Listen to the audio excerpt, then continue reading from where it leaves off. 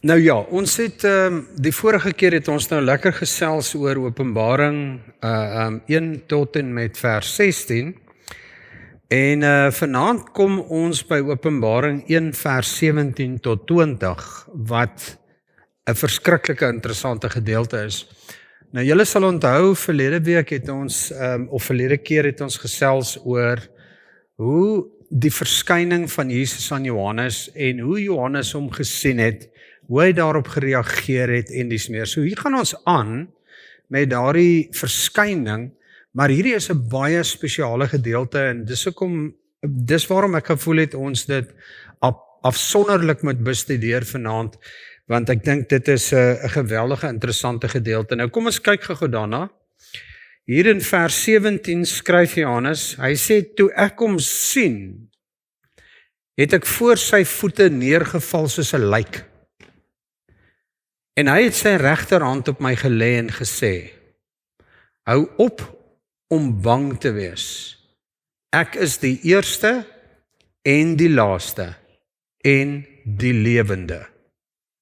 Ek was dood en kyk, nou leef ek vir altyd en ek het die sleutels van die dood en die doderyk. Hy sê verder vir ons in vers 19, hy sê, skryf op wat jy gesien het, wat nou besig is om te gebeur en wat hierna gaan gebeur.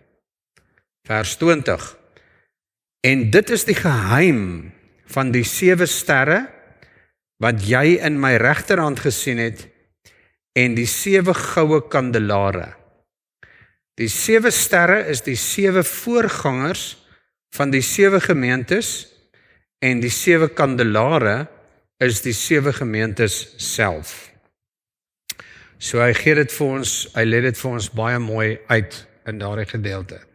So kom ons begin en ons gesels oor vers 17 vanaand, en ons kyk 'n bietjie wat sê Johannes, want dis vir my 'n baie treffende gedeelte hierdie, om te sien, en dit is wat gebeur, dat Johannes het voor die voete van die Here Jesus neergeval. En wat vir my besonder is dat Jesus dan sy regterhand op Johannes se skouer gelê het en vir hom gesê het, hou op om bang te wees, ek is die eerste en die laaste en die lewende. Is dit nie mooi nie? Om te dink dat Johannes het hierdie belewenis gehad in die teenwoordigheid van Jesus Christus, en hy sterf nie, hy is in die teenwoordigheid van God en hy leef. So kom ons kyk 'n bietjie na hierdie eerste vers, en dan gaan ons dit so vers vir vers deurstap. Julle sal sien dat vers 18 begin eintlik net so met die laaste 3 woorde van dieselfde aksie, kan ons nou maar vertel. Nou Johannes se reaksie om by Jesus se voete neer te val, simboliseer eintlik 'n baie diep respek en ontzag, maar ook 'n vrees wat hy op hierdie stadium beleef, en vandaar Jesus se reaksie waar hy sê, hou op om bang te wees. En ek dink as enigeen van ons in hierdie situasie was, sou ons dalk 1-10 presies dieselfde gereageer het. Nou, hierdie gedeelte waar Johannes dan nou hierdie diep ontzag het, waar hy neerval, ons lees van die soortgelyke gebeurtenis, lees ons ook in Openbaring 4 vers 10, in Openbaring 5 vers 8, Openbaring 7 vers 11, en in Openbaring 19 vers 10 en in 22 vers 8. Ons gaan al hierdie verse gaan ons vorentoe behandel, so ek noem dit net ter wille van die rekord, as jy dalk na die tyd 'n bietjie daarop wil ingaan. Nou 'n soortgelyke reaksie wat ons hier lees word, dwars deur die skrif word ons eintlik blootgestel aan die realiteit dat wanneer God aan hierdie individue verskyn, dat hulle sy heerlikheid op so 'n geweldige manier ervaar, net soos wat Johannes dit hier beleef het. Ons lees byvoorbeeld, ek noem dit net vir julle, in Genesis 17 vers 3 lees ons daarvan, ons lees dit in Numeri 16 vers 22, in Jesaja 6 vers 1 tot 8, in Jesegiel 1 vers 28, en dan in Handelinge 9 vers 4.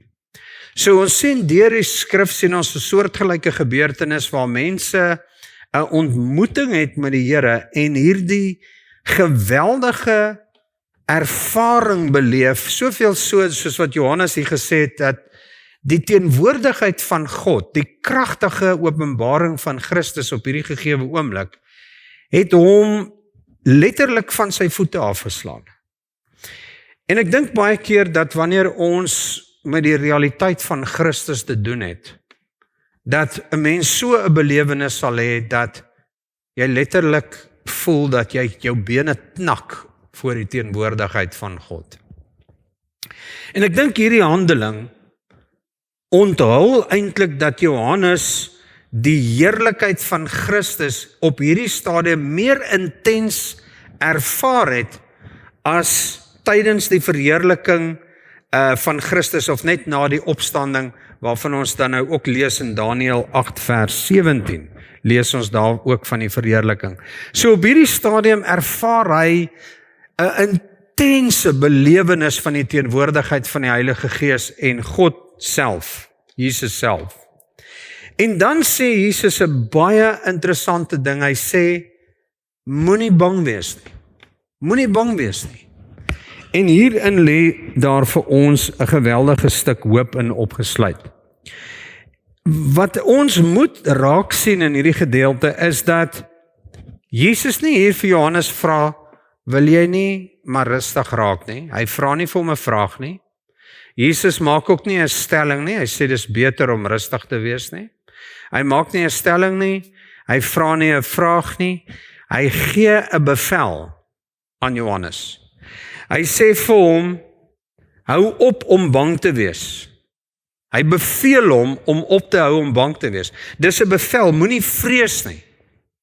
En hierdie is ook 'n herhalende verskyning reg deur die skrif, en dit is bedoel om ons as Christene te vertroos en om ons aan te moedig. Ons het nie nodig om bang te wees nie. Omdat Jesus self in ons is, omdat die Heilige Gees in ons teenwoordig is, behoort ons, wanneer Jesus Christus ook homself aan ons openbaar, dieselfde reaksie te hê, buitenbehalwe vir die geweldige ontzag wat Johannes op hierdie stadium beleef, soveel so dat hy in mekaar sak. Ek sien in my gees hoe hy in mekaar sak. Die Bybel sê, hy het geraak soos 'n lijk. Miskien het hy flou neergeval, ek weet nie. Maar die feit van die saak is dat hy 'n totale oorweldigende ervaring gehad het toe Jesus aan hom verskyn. En dan kom Jesus en Jesus beveel hom en sê vir hom, moenie bang wees nie. Nou terwyl Jesus se heerlikheid met hierdie geweldige krag hom oorweldig, is daar ook 'n inspirasie, 'n inspirerende aksie van Jesus se kant af, waar hy dan nou sê, jy moenie vrees vir my nie, moenie vir my bang wees nie. So, Jesus begeer, hy begeer nie dat ons op hierdie manier bang is vir ons, dat ons vrees aan die einde van die dag 'n hindernis raak tussen ons en hom nie. En ek dink dit is een van die dinge wat ons hier moet sien, is dat ten spyte van die feit dat Johannes hierdie oorweldigende belewenis gehad het op hierdie gegewe oomblik, beveel Jesus hom, en hierdie bevel help ons om te verstaan dat ons vrees vir Christus nie 'n struikelblok moet raak in ons geloof in hom nie. Inteendeel, hy nooi ons vriendelik uit om hom vrylik en sonder vrees te nader. En dis vir my baie interessant om na hierdie gedeelte te kyk en te sien dat Jesus balanseer nou sy goddelike majesteit met toeganklikheid.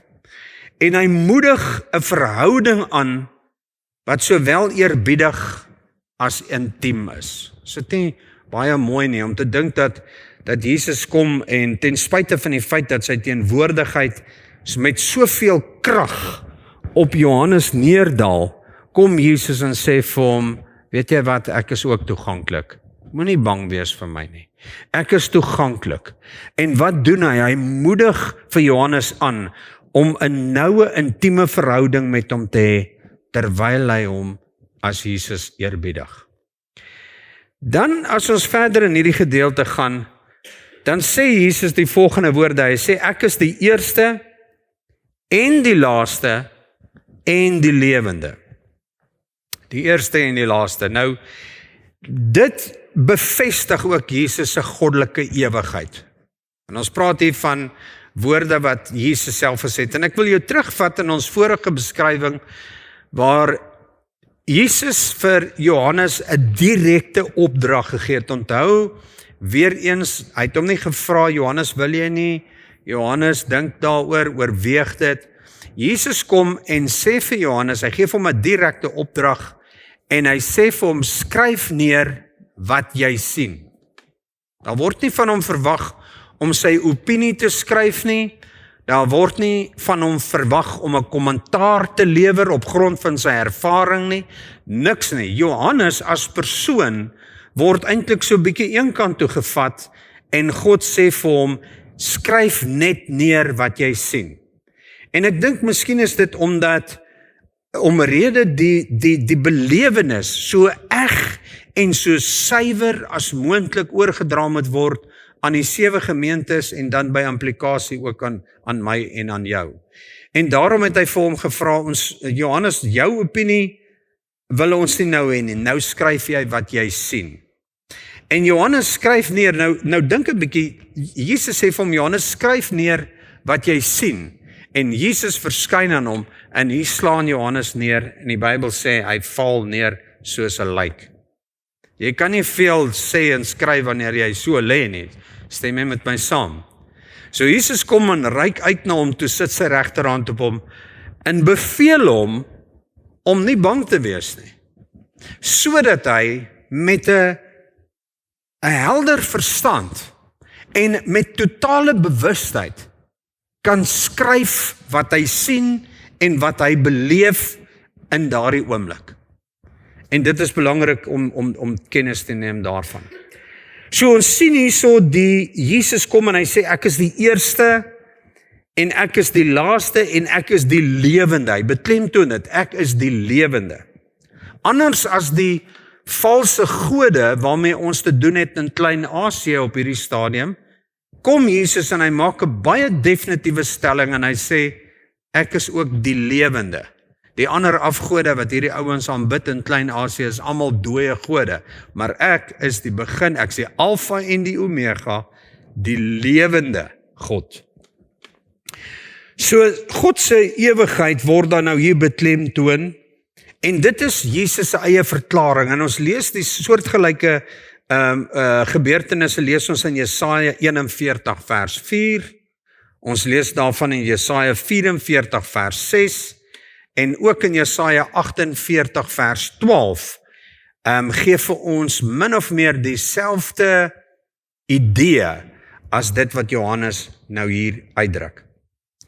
En dan sê Jesus, ons sien dit ook in die skrif soos wat ek nou net genoem het, op, ek dink is in Openbaring 1 vers 8 het ons gelees, en ook dan later in Openbaring 22 vers 13, waar Jesus sê, ek is die Alfa en die Omega. Julle onthou, ons het dit behandel, ek is die begin van alles en die einde van alles.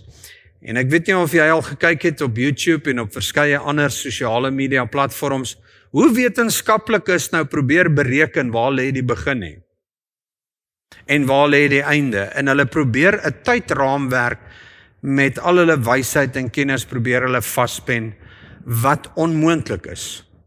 Waar begin dit alles? Wie het vir God gemaak? Wie het hom geskape? Daai tipe vraag.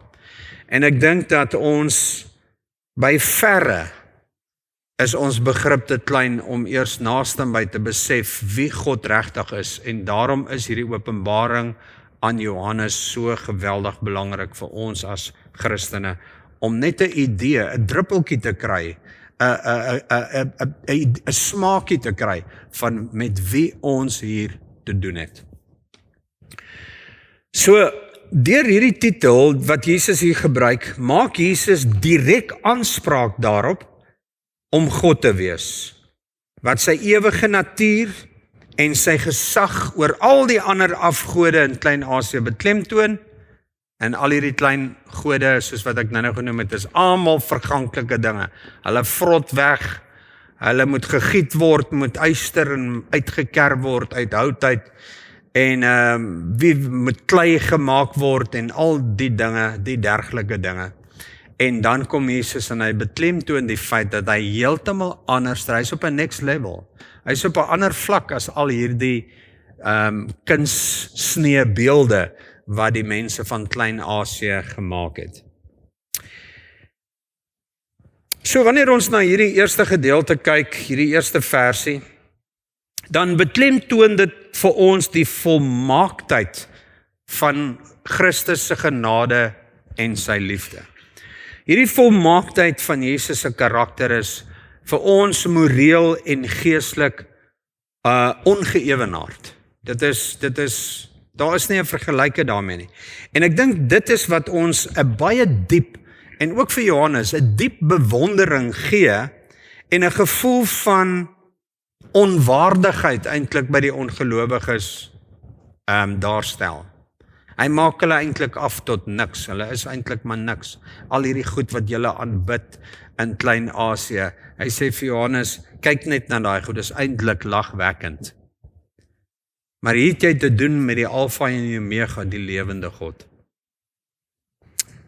So onderskei Jesus homself van hierdie gesneede beelde en hierdie dinge. So ten spyte van hierdie menslike onwaardigheid, is Jesus se genade net so volmaak, soos sy heiligheid. En hy beliggaam, terselfdertyd beliggaam hy 'n haat vir sonde, maar ook in dieselfde tyd 'n onpylbare liefde vir die sondaar. Ek haat sonde, maar ek is lief vir die sondaar. Ons sien dit ook in Johannes 3 vers 16, waar Jesus sê, so lief het ek die wêreld gehad. En ek dink in hierdie stelling beklemtoon Jesus net weer hoe ongelooflik noodsaaklik dit vir hom is, en hoe graag hy sal wil sien dat hierdie sondaars van Klein-Asië, wat eintlik maar 'n metafoor is vir die wêreld waarin ons vandag lewe, dat hierdie mense wat hierdie sondige dinge doen, wat al hierdie dooie afgode en goed najag, dat hulle ook tot inkeer sal kom, en dat hulle deur middel van hierdie openbaring sal sien wie die lewende God is, en hulle sal afwend van hierdie valse dinge, en Jesus sal najag. So, dis belangrik om te verstaan dat Jesus dan nou hier in dieselfde verskyning wat hy maak, twee dinge openbaar, naamlik sy haat vir sonde en die onpylbare liefde wat hy dan het vir die sondaars. Sy offerliefde, waarvan ons lees in die Bybel, is 'n bewys, is bewys deur die kruisiging, waarvan ons mos nou weet, wat sy onwankelbare liefde vir die mensdom eintlik maar demonstreer, soos wat Charles Spurgeon dit gestel het, wat vir my regtig nogal mooi was. Kom ons kyk so 'n bietjie na vers 18, spesifiek die gedeelte wat ek onder gemerk het, en ek lees dit net vir jou. Hy skryf daar, Johannes skryf daar, hy sê, en Jesus sê, ek was dood en kyk, nou leef ek vir altyd, en ek het die sleutels van die dood en die doderyk. Twee dinge. Jesus beklemtoon dat hy gesterf het. Daar was 'n tydperk waar Jesus gesterf het. Hy het saam met hom graf toe gevat, ons sondes, ons dade van ongeregtigheid, het hy alles op hom geneem, sê die Bybel, en hy het gesterf, hy het dit graf toe gevat. En toe oorwin hy die dood, en nou lewe hy vir ewig. Dit is by monde van Christus self. En onthou weer eens, Johannes word nie gevra, wat dink jy nie? Hy skryf net wat hy sien en wat hy hoor. So kom ons kyk net gou na daai laaste gedeelte. Ek wil net hierdie laaste gedeelte, of die eerste gedeelte van vers 19, waar Johannes skryf, en die lewende. Ek het nou eintlik klaar daaroor gepraat, maar kom ons kyk net so 'n bietjie wat sê die Ou Testament, want die Ou Testament weerspieël 'n groot deel van hierdie werklikheid, hierdie lewende God. En ons lees daarvan in Josua 3 vers 10, Ons sien dit in Psalm 42 vers 2, Psalm 84 vers 2. En in kontras met hierdie lewende God, soos wat ek klaar vir jou beskryf het, is al hierdie dooie gode van Klein-Asië, wat die keiser en al sy trawante en navolgers alles najag. Julle sal onthou, ons het mos nou gekyk na hierdie keiser Demetrius, wat selfs 'n tempel opgerig het, sodat die mense hom moet aanbid. Hulle moet hom aanbid as 'n god, want die keiser verhef homself as 'n god, keiser Demetrius. En waar is hy nou? Hy is nie meer daar nie. En steeds is hierdie teks vir ons relevant, want Jesus is die Alfa en die Omega, en hy beklemtoon dit dat hy die lewende God is. So Jesus besit lewe in sy natuur, in sy essensiële natuur is lewe. Lewe is opgeneem in Christus volgens Johannes 1 vers 4. En Jesus se opstanding waarborg nie net vir ons nuwe lewe as gelowiges nie, volgens Openbaring 2 vers 8, 5 vers 9 tot 10 en 20 vers 4 tot 5, maar dit beloof ook 'n uiteindelike vernuwing van die wêreld, volgens Openbaring 22 vers 1, waar hy sê, ek sien 'n nuwe hemel en 'n nuwe aarde. Ons gaan later 'n bietjie daaroor gesels. So kom ons kom in daai laaste gedeelte. Hy skryf daar, ek was dood en kyk, nou leef ek vir altyd, en ek het die sleutels van die dood en die doderyk. Nou ons het nou reeds bevestig en ons het reeds gesê dat Jesus is die ewige lewende. Hy sê dit self. En dan sê hy vir ons ook, hy sê, ek het gesterf om julle wat in my glo te verlos uit die dood uit, sodat ons ook, net soos Jesus, die ewige lewe kan hê. Hy was die eersgeborene uit die dood uit. Hy was die eerste een wat uit die dood uit lewend geword het, wat die dood oorwin het en wat die sleutels van die dood oorgeneem het, volgens vers 5. En sy opstanding verseker ons as gelowiges dat, en vir Johannes natuurlik, dat ons nie hoef bang te wees nie. Soos wat hy sy regterhand op Johannes sit en vir hom sê, moenie bang wees nie. Ek beveel jou om nie bang te wees nie. En dieselfde sê hy vir my en vir jou, dat ek en jy nie die dood hoef te vrees nie. Want omdat ons in Christus gesterf en saam met hom opgestaan het, het ons ook oorwinning oor die dood, net soos wat Christus ons voortgegaan het en die eersgeborene geword het uit die dood uit.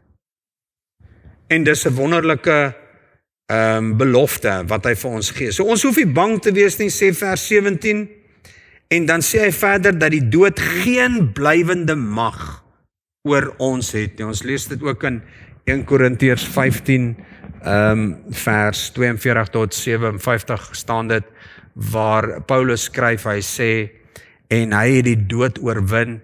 Dood, waar is jou angel? Waar is jou krag? Jesus het dit oorwin, en dan sê hy vir ons ook daar, vlees en bloed kan nie die koninkryk van God beerwe nie, maar net die geestelike. Ons moet, vlees en bloed kan nie, maar net die geestelike. So die sentrale punt van hierdie gedeelte, van die versoening van Jesus Christus se dood en opstanding, is dat hy volkome verlossing gebring het vir ons as Christene, en dit is waarom hy ook verklaar, julle sal onthou waar Jesus gesê het, dit is volbring. Dis gedoen. Dis afgehandel. Dis 'n afgehandelde taak.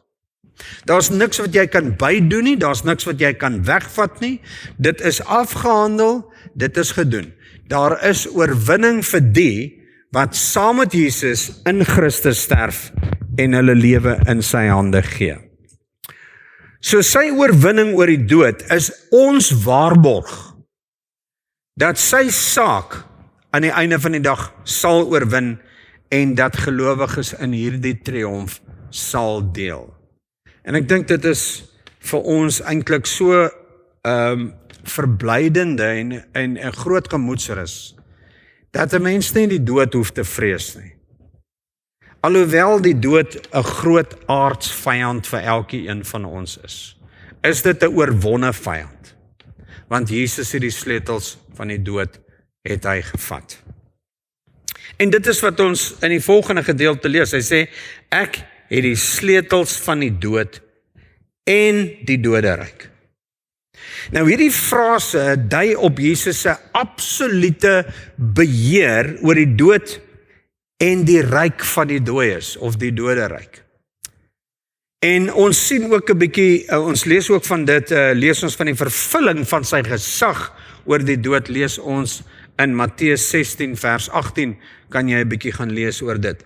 So dood, in hierdie konteks, verteenwoordig eintlik die toestand, terwyl doderyk die plek, in Grieks praat hy van Seol, die doderyk, die plek van die dooies verteenwoordig.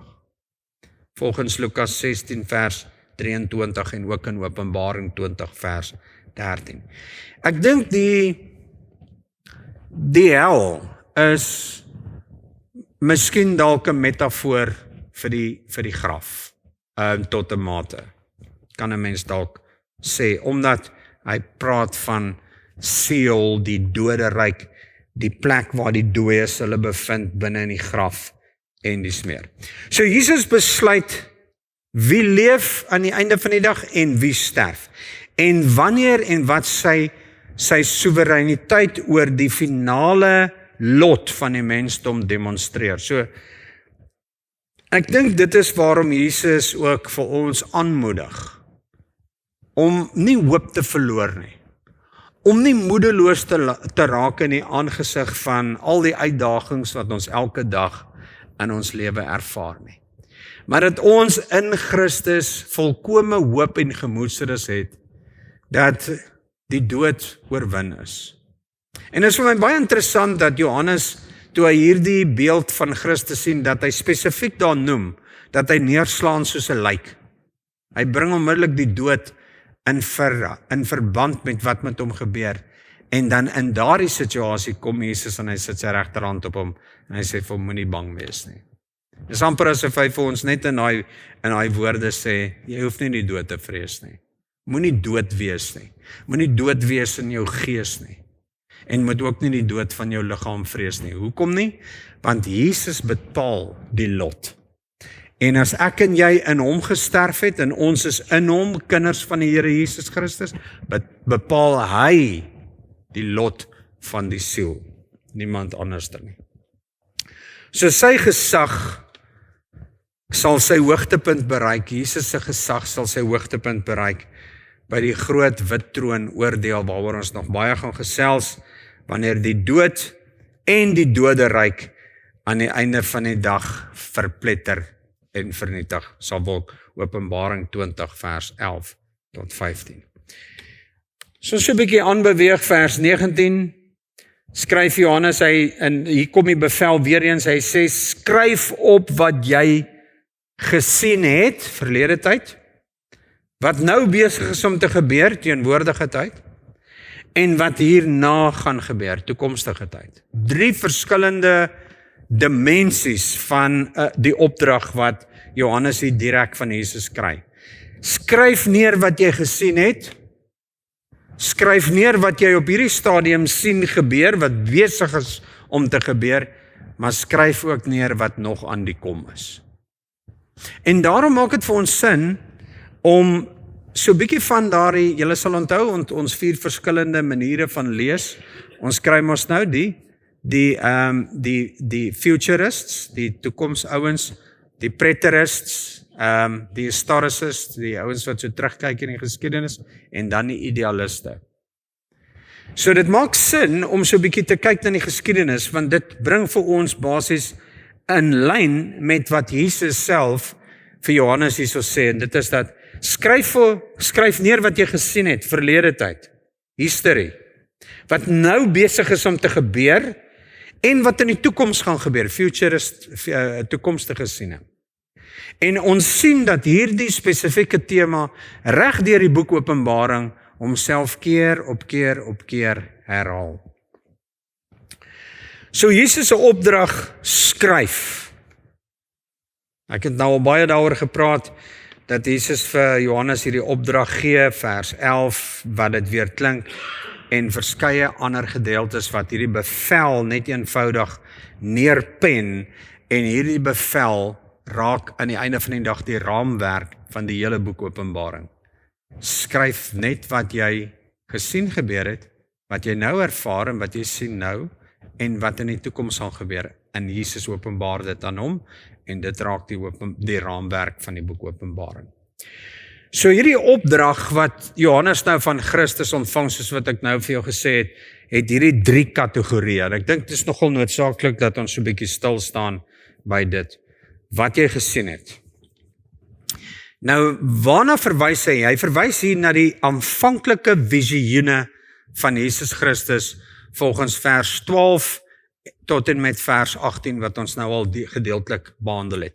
En dan, die tweede ding is, skryf neer wat nou is. So behandel die huidige toestand. Hoe lyk dit nou by die 7 gemeentes daar in Klein-Asië? Hoe gaan dit op hierdie oomblik daar met hulle? Wat gaan daar aan? Ons lees daarvan in hoofstuk 2 en 3, ons gaan later by dit uitkom. En dan, wat gaan later gebeur? So hier kom ons dan nou by die profetiese visioene, wat ons dan nou hier vanaf hoofstuk 4 gaan hanteer. Hierna, die dinge wat hierna gebeur, die goed wat volg. Met ander woorde, as die situasie in Klein-Asië sy klimaks bereik het, wanneer die keiser Demetrius en al sy invloede en die gemeentes, die wat verval het, die wat by die geloof gehou het, die gelowiges wat vervolg is en doodgemaak is, die wat gelewe het, die wat gedeporteer is na die eiland Patmos toe, soos Johannes, wanneer al hierdie dinge uitgespeel het, dan kom daar iets daarna. Daar kom iets na dit. En ons weet ons nou, as ons so terugkyk, dat die Romeinse ryk het verval, die magtige ryk het verval, Israel, die Joodse volk, is nog steeds dieselfde volk van die Bybelse tyd. Ek dink nie daar's enige volk in die wêreld wat tans bestaan, wat van daardie tyd nog steeds dieselfde volk is, en nog steeds dieselfde taal praat nie. Geen ander volk nie, behalwe die Jode. Goed, so daar's hierdie 3-delige verdeling van die interpretasie. Nou, nogal interessant is dat verskillende kommentare en teoloë het hierdie gedeelte bietjie anderster geïnterpreteer. Ek het probeer om hulle so bietjie saam te vat, en dis by verre nie volledig nie, maar ek wil dit tog net terwille van interessantheid wil ek dit net aan jou noem. Ons kyk nou na hierdie gedeelte, dit wat gebeur het, dit wat nou besig is om te gebeur, en dit wat hierna volg. Nou, baie van die teoloë interpreteer hierdie vers 19, as 'n leidraad tot die algehele struktuur van die boek Openbaring. Die verlede, wat ons nou in hoofstuk 1 hanteer, die hede, wat ons dan nou in hoofstuk 2 en 3 hanteer, en dan die toekoms wat ons van hoofstuk 4 tot in hoofstuk 22, Openbaring 4 vers 22 gaan hanteer. So met ander woorde, Johannes beskryf dan nou wat nou gebeur, die verskyning van Jesus, die opdrag wat hy kry en dis meer, en dan beskryf hy dan, soos wat ek vir gesê het, beskryf hy dan ook hierdie situasie wat op daardie stadium in Klein-Asië by die 7 gemeentes plaasvind, maar dan ook die tyd wat daarna volg. En die hoofstukke, soos wat ek vir jou gesê het, is so opgedeel. Hoofstuk 2 tot 3 is die nou, en dan die toekomsgedeelte kom ons by hoofstuk 4 tot 22. Dan is daar 'n alternatiewe siening.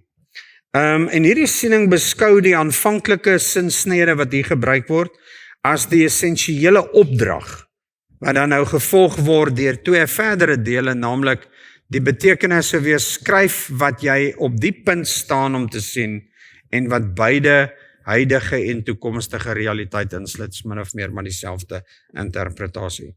So sommige geleerdes of teoloë meen dat hierdie verdeling nie streng of pertinent is nie, en dit stel eintlik voor dat elemente van die nou en later deur die boek verweef is. So ons kan nie presies opweeg nie, alhoewel dit is net interpretasies, maar ek dink, soos wat ons deur die boek Openbaring beweeg, en ons kom daar van hoofstuk 4 af, en ons begin in die toekoms, siening in beweeg, dan gaan dit vir ons dalk 'n bietjie meer duidelik raak. So, ja, kom ons kom by hierdie laaste vers. Johannes skryf, hy sê, en dit is die geheim, en dis Jesus self wat aan die woord is nou, en Johannes skryf wat hy hoor Jesus sê, en Jesus sê, dit is die geheim van die 7 sterre, wat jy in my regterhand gesien het, en die 7 goue kandelare. Die 7 sterre is die 7 voorgangers. In die Engelse Bybel staan daar engele, ek het vir jou gesê, dit beteken ook boodskappers, van die 7 gemeentes, en die 7 kandelare is die 7 gemeentes. So hy onderskei dit hierso, daar is 7 boodskappers, en daar is die 7 gemeentes. Ons moet nie verwar raak met daardie 2 dinge nie. Nou, ek het vir jou gesê, die term engel word vertaal met boodskapper.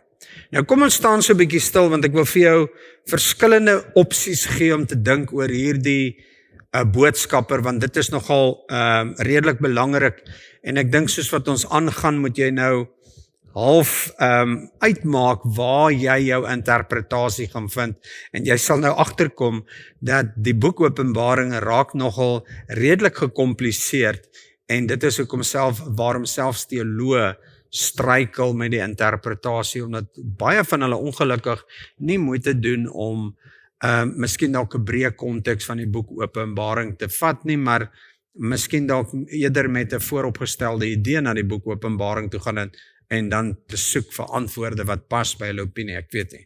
Maar kom ons kyk na die verskillende maniere om te kyk na hierdie boodskappers.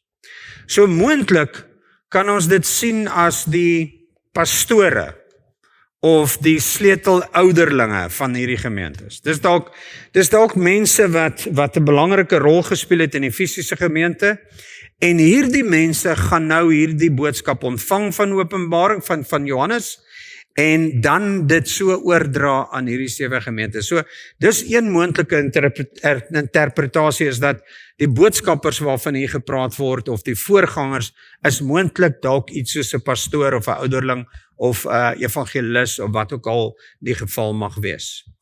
Dan die tweede moontlikheid is dat dit moontlik engele kan wees, ware engele, gegeewe die prominensie van engele in Openbaring, byvoorbeeld wanneer ons kyk na Openbaring 22 vers 6, maar ook in Daniël 10 vers 10 tot 21, is daar 'n baie sterk moontlikheid dat ons hier praat van fisiese engele, wat die boodskap dan vanaf die eiland Patmos van Johannes dan gevat het en dit dan na die gemeentes te gevat het. So dit is ook 'n moontlikheid. Maar nou moet ons ook onthou dat die woord engel ook vertaal word met boodskapper, maar dis een van die geloofwaardige interpretasies is dat dit 'n moontlikheid was. Dan 'n derde moontlikheid is dat dit dalk 'n personifikasie van elke gemeente se identiteit kan wees. Dis een van die moontlikhede. Nou hierdie siening stel voor dat die engele die kollektiewe geestelike toestand of die karakter van elke gemeente simboliseer. Dis 'n ander interpretasie. So ons het nou hierso, dis moontlik dalk iets soos 'n pastoor of 'n ouderling of 'n ding binne in daai gemeentes. Ons het 'n derde alternatief en dit is dat dit moontlik ware engele kon gewees het wat hierdie boodskap gevat het. Want onthou julle, daar staan ook geskrywe in die woord dat 'n engel sal by jou deur aankom en jy sal nie eens weet dat jy engele in jou huis ontvang nie. Het julle onthou julle daardie teksvers? So moontlik was dit presies in daardie selfde gestalte of in daardie selfde konteks wat ons dalk hiermee iets meer soortgelyk mee te doen het, waar hierdie engele dan hierdie boodskap van Johannes na die gemeentes wat versprei, wat 'n baie groot moontlikheid kan wees. So laastens kan ons dalk dink, of voorlaastens, dat dit miskien dalk iets soos beskerming engele gewees het. Want sommige teoloë interpreteer hierdie engele as beskermingsengele van die gemeentes. Ons lees daarvan in Hebreërs 1 vers 14. So, dit was dalk engele wat waak gehou het oor daardie gemeentes. Dis maar net 'n interpretasie. En dan baie onwaarskynlik, maar dis een van die teoloë wat gedink het, dit kan dalk kerkleiers wees. Maar aangesien engele nooit as leiers binne die kerk uitgebeeld word binne die konteks van die Bybel nie, kan hierdie boodskapper interpretasie of hierdie kerkleier interpretasie dalk nie so lekker werk nie. So ek sluit af met die volgende paar gedagtes wat ons hier in gedagte moet hou.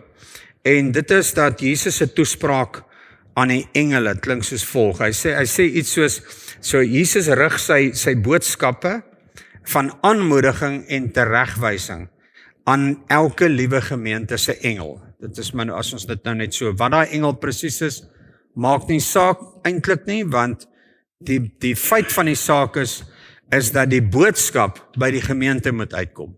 En dit het op een of ander manier gebeur. Ek dink kom ons fokus op die feit dat die boodskap daar uitgekom het. So hierdie boodskap is 'n boodskap van aanmoediging, en hierdie boodskap van aanmoediging volgens hierdie Openbaring teks is dan deur die engel of deur die boodskapper na daardie gemeentes toe gevat.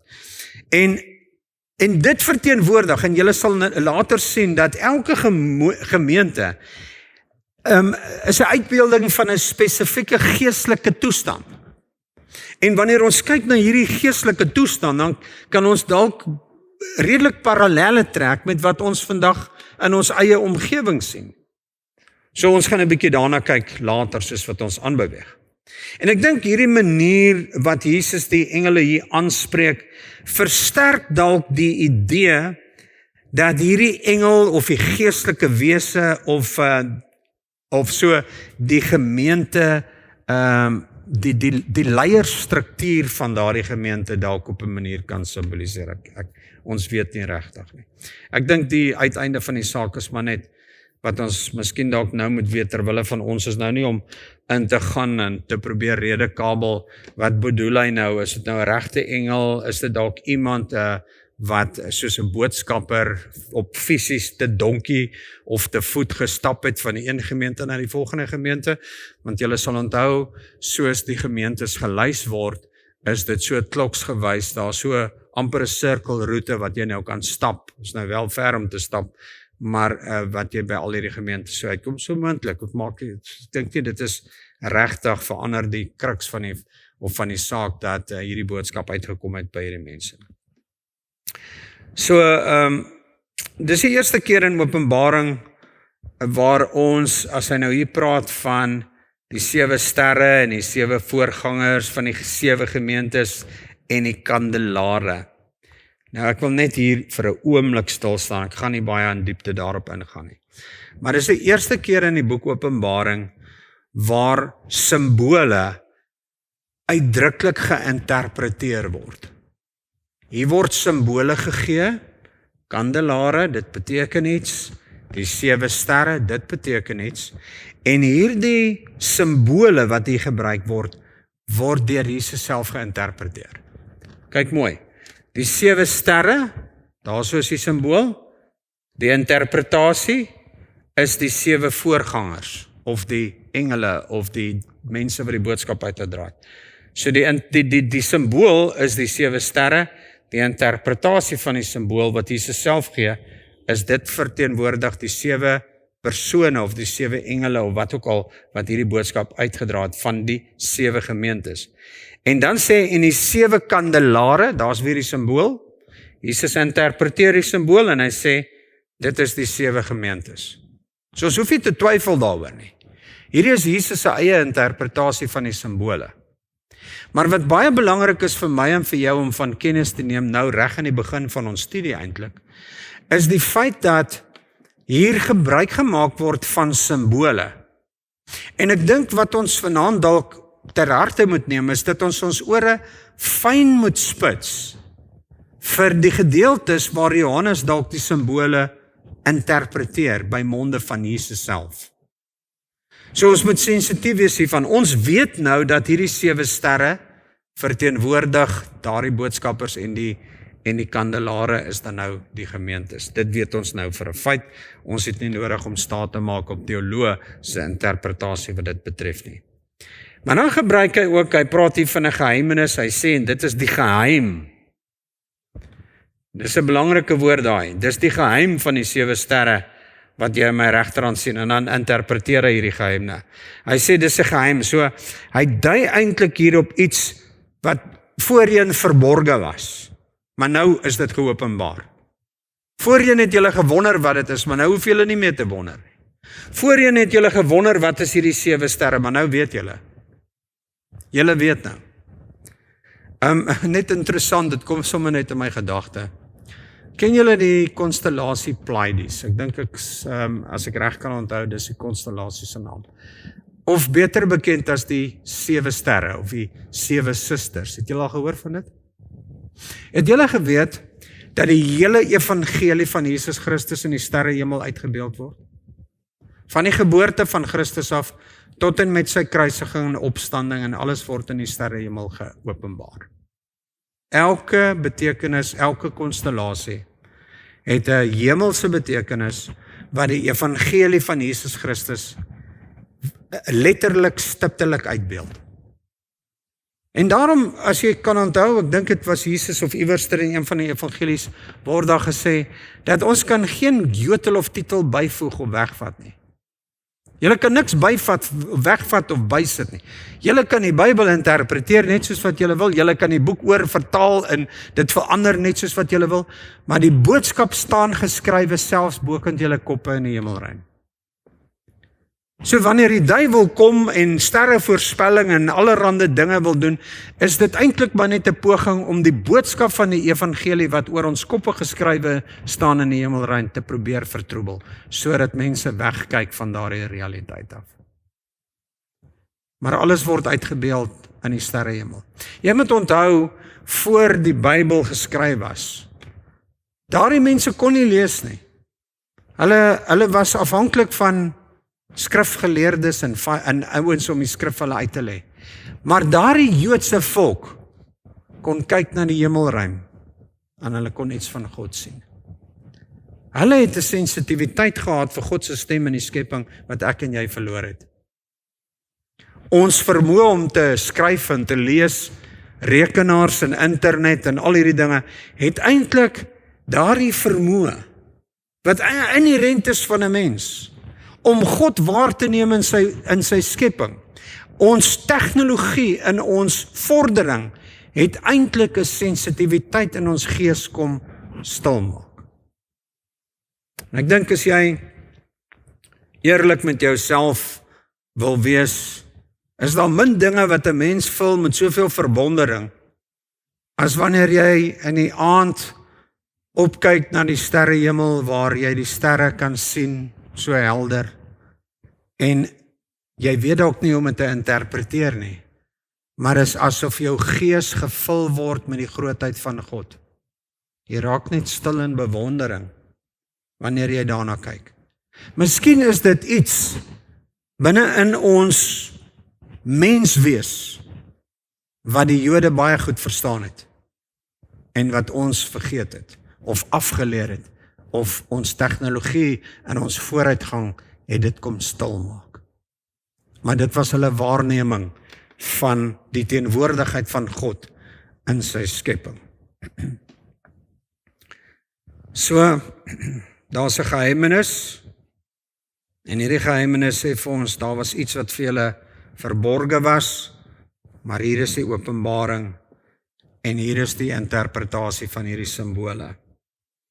En dan, wanneer ons aangaan, dan sien jy hierdie is 'n herhalende tema.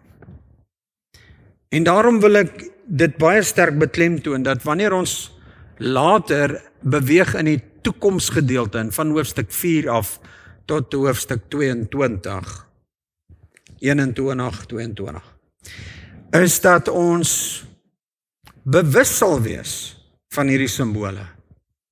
Miskien is dit nie aldag duidelik vir ons wat daardie simbole beteken nie, maar dat ons kennis sal dra van die feit dat hierdie simbole wel gebruik word, en dat ons miskien op daardie stadium gaan kyk na moontlike interpretasies, wat strook met wat die woord vir ons sê, en wat dalk vir ons sin maak in die huidige trant waarteen die mens voortgaan. Ek maak hierdie rowwe stelling, en dis dit, dat ons geweldige innovasie en ons vooruitgang op tegnologiese gebied. Wat voordele inhou, ook in dit self, die vermoë het om ons goddelike sensitiwiteit dood te druk. En ek dink ons moet bewus wees daarvan, dat ons ook stil sal raak en sal luister na God, weg van ons slimfone af en van ons rekenaars af, waar jy jou gees toelaat om in kontak te kom met die gees van God. Ek is baie bevoorreg en ek sluit hiermee af, is dat so oor 2 weke van nou af het ek so 'n bietjie verlof. Sien baie uit daarna. En dan gaan ek en my broer, my sussie en my broer se seun gaan die Outeniqua staproete doen. Ons gaan na deur die woude stap, so 'n bietjie in die natuur kom, tussen daai berge en bome en so. Ek sien so uit daarna, want die vorige keer wat ons gegaan het, so 2 jaar terug, was vir my 'n geweldige geestelike belewenis, om daar tussen in die natuur te kom, tussen daardie geweldige groot bome en hoë berge, en miskien ook van die bergtoppe af net stil te raak en te kyk na die vingerafdrukke van God so om jou. En ek dink ons moet meer tyd maak vir sulke dinge, sodat ons wegkom van die goede wat eintlik ons sensitiwiteit vir die gees dooddruk. Ek net so ietsie interessant sê. Vanmiddag toe praat ek en Wilma, en ek sê vir haar dat ons hoor baie keer, dat mense sê vir ons, het jy al daai kerk gaan besoek? Of daai een, of daai een. Dis 'n lekker kerk daai. Dis daai ouens kan. Hoorie, die atmosfeer by daai kerk is net awesome. Dit is so en dit so, in die band, en dis net so nice kerk, sê die ouens. Ekskuus, ek gebruik dan die Engelse woord. En terwyl ons so gesels, val dit my op, hoe min mense praat oor die belewenis van die Heilige Gees en God. Die fokus het geraak van hoe nice 'n plek is, hoe lekker dit daar is, hoe goed dit daar is, hoe goed is die band, hoe goed is dit, hoe goed is dat, en die vibe, die jong mense praat ons van die vibe, en jy hoor al hierdie dinge, wat jy nie hoor nie, is, waar's God in dit alles? En ek dink 'n mens moet versigtig wees, en dit is wat ek vir jou al gesê het by 'n vorige geleentheid. As daar iets is wat ek wil nastreef, is dit om 'n verlange en 'n passie en 'n behoefte by my gehoor te skep, om 'n intense, pynlike verlange en 'n honger en 'n liefde te hê vir God en sy woord. Dis dit. Ons het dalk nie die beste van alles nie. Maar as daar een ding is wat ek wil hê jy met my vooronthou, is dit. Ons is nie daar vir performances nie. En dis mooi en is goed en dit klink baie wonderlik en die ligte is mooi en dit sal goed wees, dit is lekker om hierdie dinge te hê. Maar as ons vergeet waaroor ons by mekaar kom, wat die doel is van ons samesyn, wat dit beteken om eklesia te wees, kerk te wees, soeke en 'n honger na God te hê, dan wil ek vir julle sê, het ons die plot gemis. En ek dink dit is waarmee die 7 kerke van Klein-Asië geworstel het. Ons het probeer om tred te hou met dinge. En in die proses verloor ons eie identiteit. Ons verloor ons sensitiwiteit vir die Heilige Gees. Ons verloor ons identiteit in Jesus Christus. En ons begin dit meet aan ons gebou en die vibe en dit en dat en hoe lekker dit is. Maar ek vir julle vanaand sê, dis nie 'n kerk of wat 'n kerk doen of hoe dit daar lyk of hoe dit daar voel of hoe mooi dit is of hoe modern niks van daai goed tel vir Jesus 'n ding niks nie, dit tel vir hom niks nie. Wat vir hom saak maak, is jou verlange na sy teenwoordigheid. Dis al wat saak maak. En dit is wat ons moet nastreef in ons gemeente. En wanneer ons dit gaan nastreef, en wanneer ons daarna soek en daarna smag, dan wil ek vir julle sê, gaan die Here ons besoek, net soos wat hierdie ervarings waarvan ons lees in Johannes. Kan jy jou indink, dat jy by 'n plek by mekaar kom as 'n liggaam van Christus, en die salwing van die Heilige Gees is so oorweldigend, dat jy nie op jou voete kan staan nie. Laat dan alles binne in jou gees, roep uit en smag na meer van God en wie God is. En dis wat ek wil hê mense moet beleef wanneer hulle by die kerk uitstap. Dis wat ons moet smag. Ek het vir julle gesê, al gaan ons net aan met 10 God chasers, is dit goed. Want voor God sal ek verantwoordelik gehou word vir dit. En dis al wat belangrik is. Niks meer nie, niks minder nie. En ek hoop en bid dat ons daardie honger naderhand so sterk sal hê dat ons nie anders kan as om die woord dag en nag net in te neem en daarna te smag nie. En dis die doel van hierdie studie. Is nie om gurus te wees om die eindtyd uit te lê en om te weet wat gebeur nie. Die doel van hierdie studie het niks uit te maak met dit nie. Die doel van hierdie studie is om 'n Godbewustheid by jou te kweek. En dat jy daardie intense honger sal behou en daarna sal smag. En wat dan gebeur in die toekoms is eintlik irrelevant. Hoe dit ook al gebeur en hoe dit ook al uitspeel, jy sal reg wees om Jesus te ontmoet. Is dit nie wat jou begeerte is aan die einde van die dag nie? So ons doen hierdie studie om nader te kom aan wie Christus is. Dis hoekom ons dit doen. Vir geen ander rede nie.